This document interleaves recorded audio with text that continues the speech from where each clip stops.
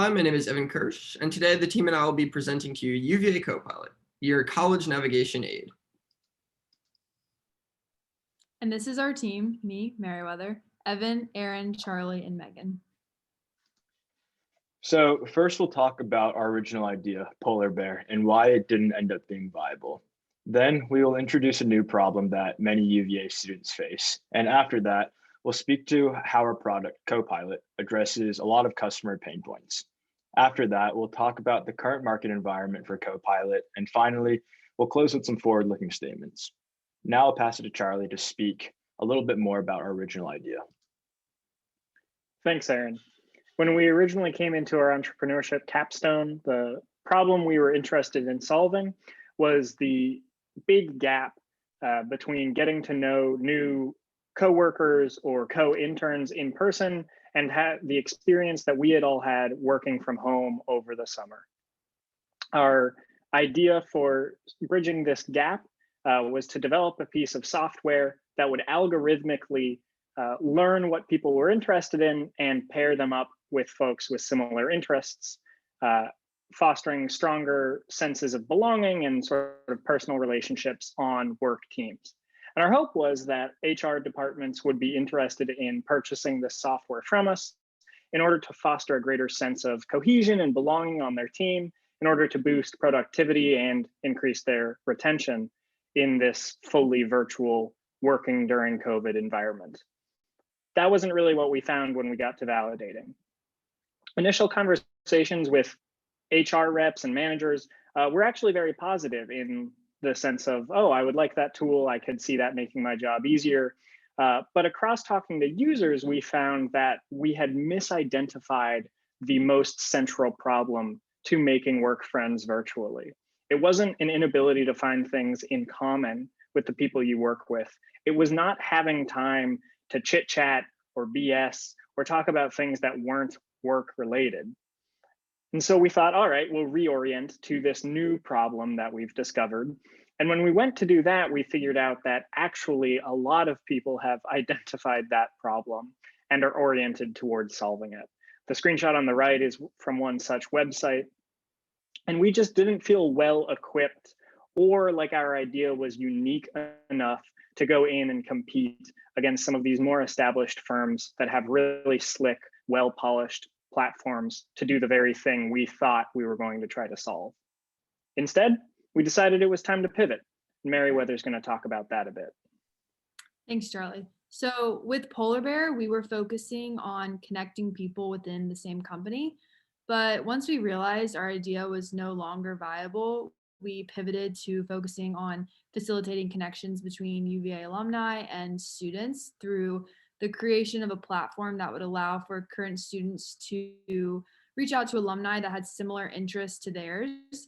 But we actually realized that there was already a resource for this called Virginia Alumni Mentoring, and half of our group didn't even know about this site. And this lack of useful knowledge sparked a new issue that we saw within the UVA community. And the problem we recognized was the endless resources unknown to a lot of students, especially first years and transfers.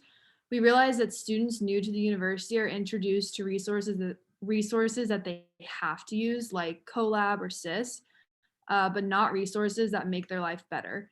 And we want to address this issue to educate students who come to UVA with little prior knowledge or no upperclassmen to turn to for answers.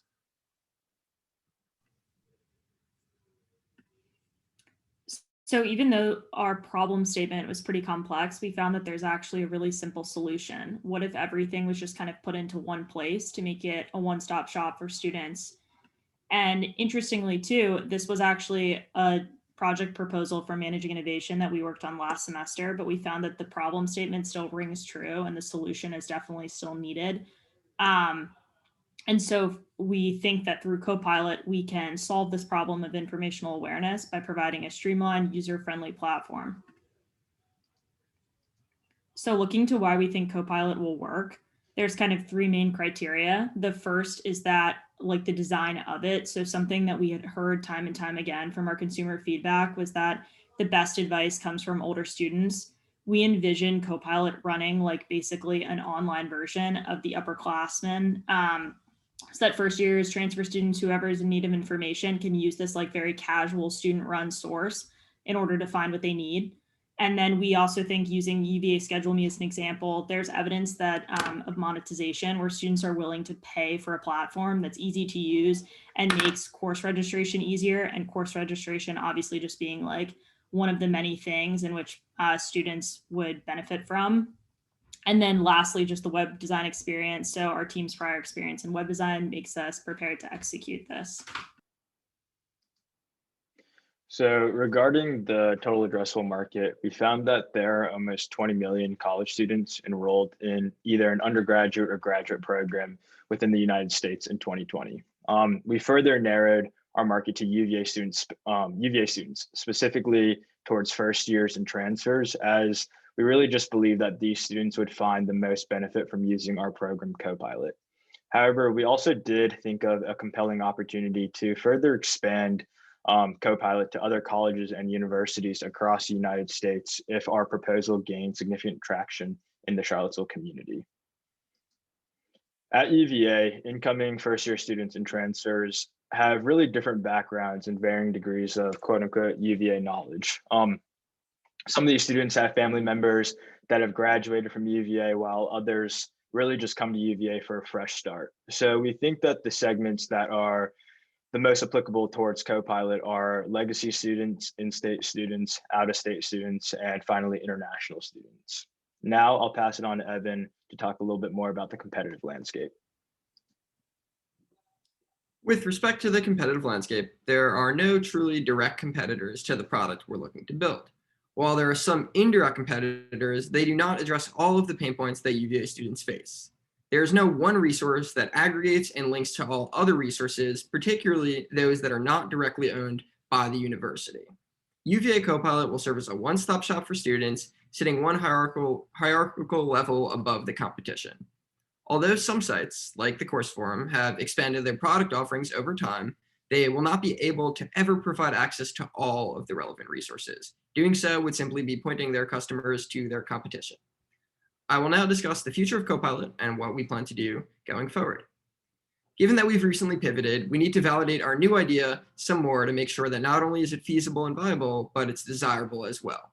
We will then begin to ideate on specific features, prioritizing those that should be included in our minimum viable product. From there, we will wireframe and prototype UVA CoPilot, and when ready, get started with the actual development process. After our MVP is developed, we will continue to test and iterate on our website while obtaining our early customers. Thank you for watching. We appreciate the time and are excited to continue driving CoPilot forward.